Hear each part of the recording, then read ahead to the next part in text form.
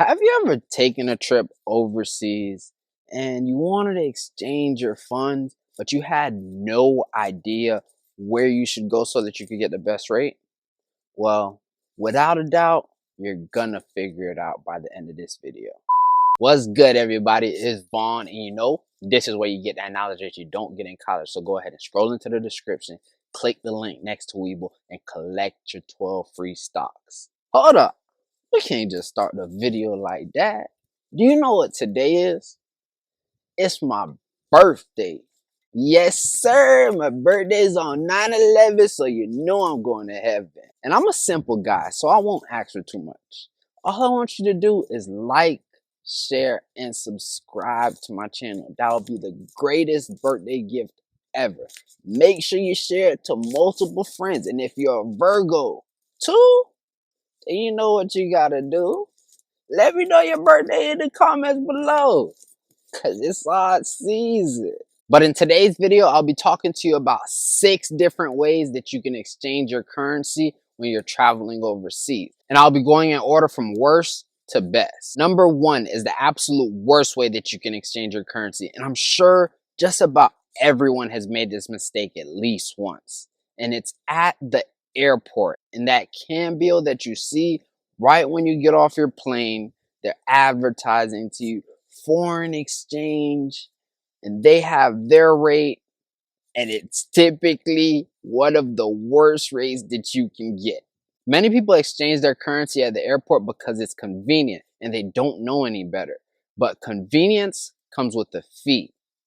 And in this situation, depending on the amount of money that you're exchanging, that fee can be very hefty. Those cambios make their money off of the ignorance of the incompetent travelers. Many times there's tourists that are traveling into a country for the first time, so they have no idea that there's a better way to exchange their funds and they could get a better rate, and they don't realize it until it's too late. Number 2, you can exchange money at your local bank. So if you're in America and you bank with Wells Fargo or Chase or Bank of America, with some of the main currencies like the euro, the bank may have that on hand, so you could just walk in and exchange your funds.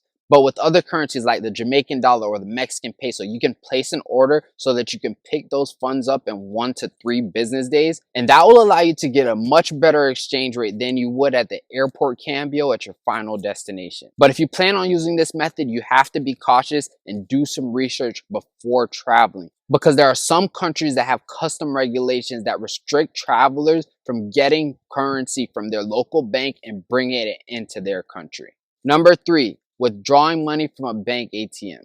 You can use your local bank's debit card to withdraw funds from an ATM overseas. But if you plan on using this method, I would suggest that you use a debit card that doesn't incur any foreign transaction fees, because some banks will charge you a percentage or a flat fee for each withdrawal. So if you've already withdrawn the funds from your debit card, you can actually go into a bank at your destination and exchange your funds for their local currency.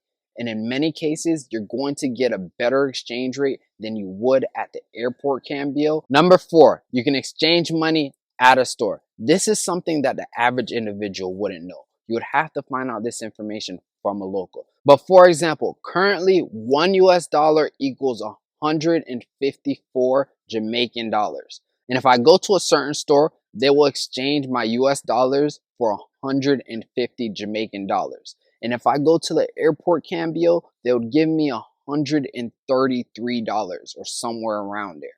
And if you'd like to know what store that is in Jamaica that gives you that exchange rate, just send me a message on Instagram and I'll let you know.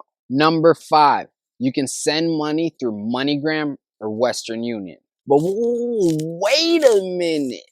Don't just log into the MoneyGram or Western Union app, because if you do that, you're not going to get the greatest exchange rate. In order to get the best exchange rate using MoneyGram or Western Union, you have to go to Walmart. They're going to give you the best exchange rate, and the fee isn't going to be too expensive. One of the ways that you could take advantage of this method is you could Cash App or Zelle one of your friends some money and then have them go to Walmart and send you those funds while you're overseas. Oh, wait a minute. Something that I didn't mention is that the cambio at the airport gives you the worst exchange rate But all of the cambios outside of the airport will give you a much better exchange rate. It's just the cambio in the airport that's going to give you a terrible exchange rate if you can't patiently wait until you get outside of the airport. And number 6, my favorite and the most convenient way to exchange currency is to simply use your credit card that has no foreign transaction fees. If you have a credit card that has foreign transaction fees, then it may not make sense, because even though the fees may seem like a little bit, over the course of your trip, they can add up to a whole lot. And that's just money going down the drain. So just plan ahead and put yourself in a position so that you can avoid those fees by obtaining a card that has no foreign transaction fees. And a good thing about it is that depending on the card that you get, along with avoiding the fees, you can also accumulate rewards points. But something that I think you should know is that if you plan on using a credit card that has no foreign transaction fees, make sure that it's a Visa or MasterCard. American Express and Discover aren't accepted in as many places as Visa and MasterCard. So that's something that you should take into consideration. It's also important to know that making a purchase with a credit card is one of the safest ways to make a transaction. If you're carrying around a wad of cash, then you run the risk of it being lost, stolen, or misplaced. But if the same thing were to happen with your credit card, then you could simply place a lock on your card so that no further transactions would be processed. Then call the card issuer and report the card lost or stolen, and request that a replacement card is sent out. While these are both unpleasant situations, a credit card provides the security of you protecting your funds if the card is lost or stolen. But when it comes to cash, once it's gone, because there is no way to track it. Also, if there are any transactions on your credit card that you don't recognize, many institutions allow you to dispute the transaction so that you're able to retrieve the funds. And yes, I know not everywhere is going to accept your credit card, especially the vendors on the side of the street. But here's another trick.